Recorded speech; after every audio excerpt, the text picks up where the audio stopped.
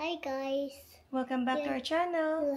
Welcome to our channel. I'm Zion. I'm Zion. And I'm Emma. Emma. So, it's weekend today, Saturday, kaya wala si Alvin dahil may pasok pa siya. And since nga Saturday and maganda yung weather, naisipan namin, ayan, aalis kami ngayon ni Zion, maglalakad-lakad, magbabike siya, ayan, para masulit yung magandang weather sa labas. Ayan o. Diba? Maaraw pa. And 11 AM pa lang. So, prepare na natin siya. Ayan o. Yung cup niya. And ilalabas natin yung bike. I can see. Yes. Then, nagdala na rin kami ng water. So, are you ready to go outside? Say yes. So, let's go na guys. Samahan nyo kami sa aming paglibot ngayon.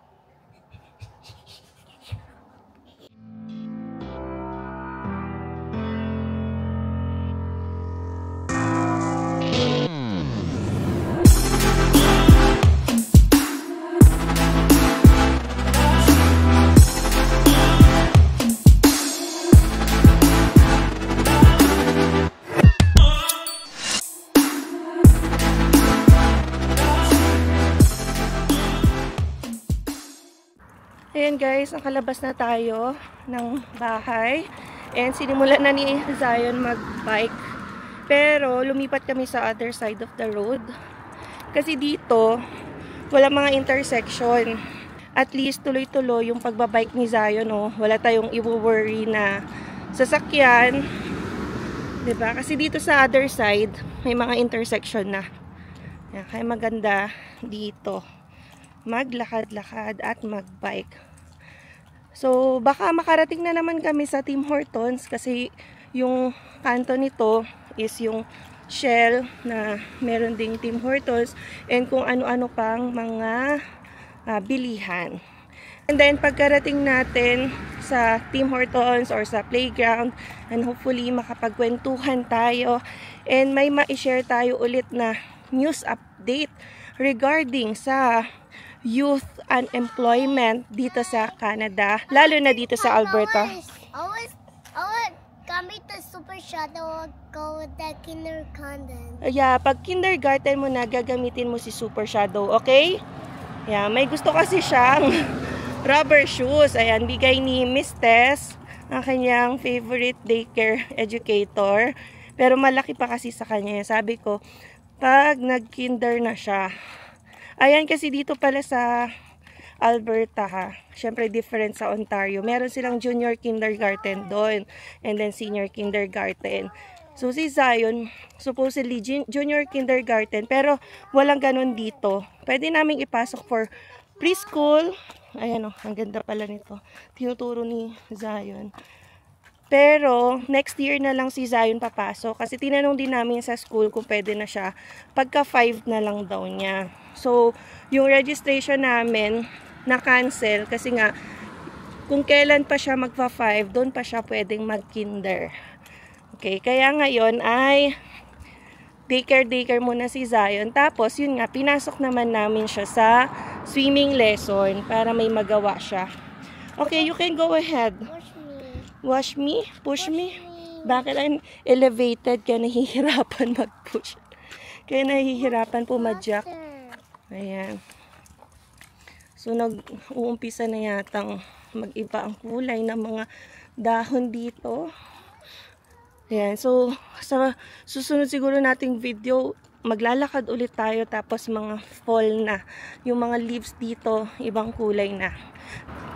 So, yun nga, no, yung pag-uusapan natin later on ay ang about sa youth unemployment dito sa Canada, particularly sa Alberta. Kasi, kung nababasa nyo naman yung news, napapakinggan nyo, tumataas na yung bilang ng mga kabataan dito sa Canada, whether permanent resident or citizens, na hindi nakakapagtrabaho.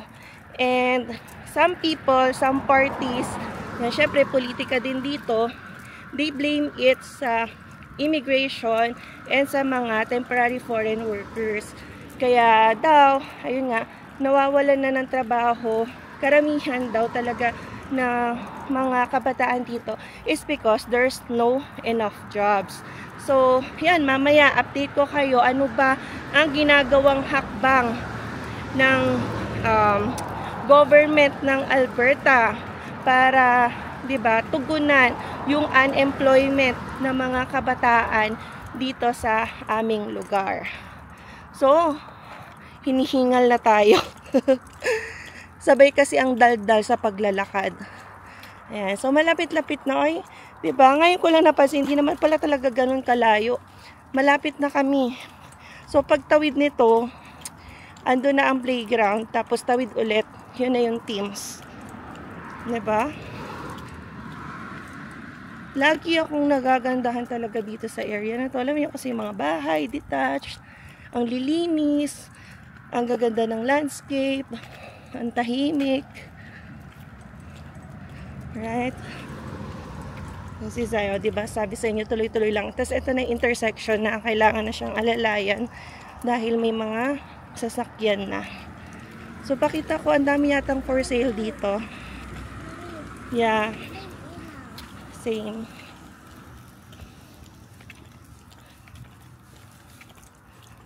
So, ito na ang kanto. So, maraming bahay kasi paloob nito, guys. Hindi ko lang alam ang street, ha. Pero, syempre, hindi sila maglalagay doon ng for sale. So, dito sila naglalagay para, since boulevard to, makita agad ng mga tao na may mga for sale sa loob. Ayan, o. Itong tinanggal na kasi sold na. Slowly. Ayan. Tapos ito, just listed. Check nyo, guys. Tapos ito, for sale. Alright, so tawid muna tayo. Ayan, guys. Malapit na tayo sa Teams. Naisip ako, bumili nga muna bago tayo tumambay sa playground. At si Zion ay maglalaro naman. Okay. Ayan, pili muna tayo. Whether coffee, drinks, lemonade, or tea. So, medyo marami-raming tao ngayon. You want donut? Yan guys, nakabili na tayo. Inisip ko kung tea or coffee. Pero since mainit, tinanggal na rin natin yung jacket natin. Ayan, iced latte tayo. So, andyan na si Zion. Wala namang cars na papasok dito. So, hinayaan ko na mag-drive. Inside the playground na tayo. And mukhang siya lang yung magpe-play.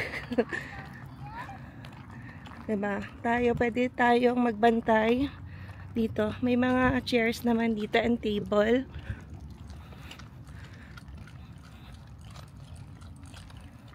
Diba? Tapos meron ding swing, slides. Napakatahimik. Alright. So, alam na ni Zain kung saan kami kasi dito rin kami last time. Are you ready to play? Zion, are you ready to play? Lock it. Lock it. Oh, Yeah. kasi magpa-park na raw siya. Okay. Ayan na nga guys, no? Sumugod na ang batuta. Ayan. Chill-chill lang muna kami. And then, hanggang magsawa siya. Yan, tsaka kami uuwi. Lapit lang naman namin. It's so hot today. Okay, you drink water. We have water. That is warm. Yeah. Yeah. Okay, so ngayon tayo ay magkwentuhan na nga pala. Yan, I have here yung ating balitang na i-download nga. Yan, para ma-share din sa lahat. Kasi nga, in connection sa sinabi natin na tumataas na yung youth unemployment dito sa Canada. So, yun na nga, no, merong hakbang na ginagawa ang ating government of Alberta because of, yun nga, napapabalita ang youth unemployment. And ito, hindi lang bali-balita, actual na nangyayari. Kasi nga, pataas na talaga ng pataas yung mga kabataan dito sa Canada. Siyempre, yung residents nilang kinakount, hindi yung temporary foreign workers, residents and citizens na kabataan na wala pang trabaho hanggang ngayon. So, alam nyo ba, yung 8 million na yon iaalat ng Government of Alberta para sa mga businesses na mag-hire ng mga kabataan. So, biruin mo, mag-hire lang sila ng kabataan, bibigyan pa sila ng grant or incentive. So, kung iisipin mo, 'di ba, napakalaki ng $8 million. Paano ba ang hatian dyan or paano ba yung incentive na gagawin? So, dito, sabi ay kapag mag-hire ang isang business na mga youth, yung ibig sabihin daw age 15 to 24, starting this October, ang mga employers na eligible ay makakatanggap ng $4,000 kapag mag-hire sila ng 1 to 2 na kabataan na magtatrabaho sa kanila for at least 400 hours. So, biruin nyo yun, hindi napakahigpit ng requirement ng Government of Alberta sa pamamimigay ng grants na ito. As long as 400 hours, hindi sinabing dapat i-hire mo siya ng temporary or dapat permanent na. So dito at least 400 hours lang yung makomply ng mga kabataan na ito, bibigyan na kayo ng $4,000. And ito paano kung marami-rami ang i-hire mong kabataan? So kung 3 to 5 ang kukunin mong kabataan, and magtatrabaho sila ng at least 750 hours, ang maibibigay ng Government of Alberta sa employer na ito ay $7,500. Biruin mo yung isa 400 hours, so 1 to 2 na kabataan, $4,000 ang ibibigay sa employers. And then kapag mag-hire ka naman ng 3 to 5 na youths or kabataan, and magtatrabaho sila for at least yung total ng 3 na yon or 5 na yon, 750 hours, makakatanggap or eligible ang employer makatanggap ng $7,500. So parang somehow yung parte ng ipapasahod nyo sa kabataan ay shinolder na ng Government of Alberta. So nakakatuwa, no? Kasi kung iisipin, sige, wala silang trabaho, ba't hindi na lang ibigay sa kanilang direkta? Like as an aid, kasi wala silang trabaho. Pero dito mo marirealize ang bright nung plan nung Government of Alberta. So, parang maire-relate mo rin kasi to sa quote na, don't give them the fish. Yung bibigay mo na lang yung food, bibigay mo na lang yung pera, 'di ba? But teach them how to fish para matuto rin silang magtrabaho, tumayo sa kanilang mga paa, and then yan, ma-earn nila yung benefit na para sa kanila. So parang tulungan para sa side ng mga kabataan, at least maraming mga employers ang magiging motivated ngayon na mag-hire ng mga kabataan, so age 15 to 24, dahil big chunk ng sasahurin nila ay makukuha nila sa incentive na ibibigay ng Government of Alberta. So, base dito sa datos since October pa yung implementation na to, nasa 1,000 Albertan businesses yung magiging eligible under this program, and makaka-benefit ito ng at least 2,500 youths. So nakakatuwa din, no guys, kasi may mga ganito silang programa. Yan, pag may nakita silang problema ay sinusolusyonan. Yun nga lang, no, nakaka-sad sa part nating mga Pilipino kasi ganito yung balita na nakikita natin sa Canada, pero sa pag-turn mo sa kabilang channel, pag-turn mo sa balita sa Pilipinas, ang daming issue, ang daming naglalabasan talaga ng issue ng pangungurakot, 'di ba? Na sana ganito, $8 million para masuportahan mo yung mga kabataan sa pagkakaroon ng trabaho. So nasaan ang pera naman sa Pilipinas? Ayan, nakita natin, bulto-bultong pera nasa office, nasa kondo, doon tinatago kasi nga syempre hindi nila mai-deposit yun sa bangko dahil mafa-flag sila for anti-money laundering. Kasi kapag nag-deposit ka ng malaking halaga sa iyong bank account, pwede yang i-scrutinize ng bank saan ang galing itong malaking amount na ito, and then iti-trace nila baka sa illegal activities ba yan or legit ba yan kasi ganyan talaga kalaki yung sahod mo or whatever. So kung hindi nila bigyan ng dahilan ang kanilang pera na limpak-limpak, ay syempre tinatago na lang nila yon sa kanilang mga offices or condominium. So yun lang yung nakakalungkot. Yan, parang naisingit ko, syempre, alangan naman na hindi tayo affected sa nangyayari sa ating bansa, sa Pilipinas. Pero syempre, dito natutuwa ako kasi yung programa ng Canada ng Alberta ay talagang nakafocus sa pagtulong ng mga nangangailangan. And ngayon nga, nangangailangan yung mga kabataan ng trabaho. And hindi lang nila ito binibigay agad-agad yung pera ha. Minomotivate din nila yung mga kabataan na makapagtrabaho muna bago ka makakuha ng suporta sa gobyerno. So, yun guys, no? Yan. Yun lang talaga yung mga realization na kapag nagbabasa ka ng mga balita. So, anyway, wala naman akong political color dito. Natutuwa lang ako kung paano act yung government of Alberta sa mga karaniwang problema dito.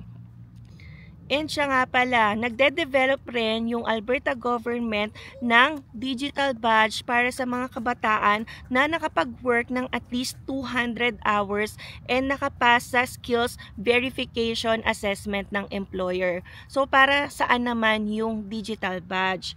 So, di ba, kapag naka 200 hours na yung kabataan na yon, so in their resumes, for example, LinkedIn, makikita na agad yung badge na mag-a-appear sa kanilang resumes or profile. And, syempre, yung employer, makikita na, oh, this youth or kabataan na nag-a-apply somewhere ay meron ng previous working experience and syempre, boost yon sa kanyang credentials. So, diba, nakakatulong din yon sa pag-a-apply ng mga kabataan ngayon kasi may mga employers talaga na naghahanap ng prior relevant working experience. So, yun guys, no, yung ating update yan regarding sa youth unemployment dito sa Canada. So, bakit nga ba, ayan, nakapaglabas or maglalabas ng $8 million ang government of Alberta? Kasi, based on the data, yung Alberta daw, it has the highest unemployment rate for students between 15 to 24. So, it sits at 21%. Yan, 'di ba? Napakataas ng unemployment rate. So, para makatulong na babawasan yung mga kabataan na hindi nagtatrabaho ngayon, kaya ipinush ang ganitong $8 million initiative from the government of Alberta. So, yan, balik tayo ngayon kay Zion. Hinahanap niya daw ang car niya. Where's McQueen? Okay, come on. Let's go play here. Ayan, so... You don't want to slide na? Where's McQueen? Yung car niya, favorite niya talaga yung car niya. Sa lahat ng Hot Wheels, hahanapin niya si McQueen. Okay, play muna kami dito, guys.